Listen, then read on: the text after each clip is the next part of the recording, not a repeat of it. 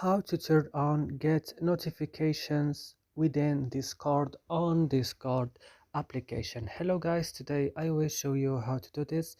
Just watch the video until the end. So let's start. The first step guys is go into Discord, then open it.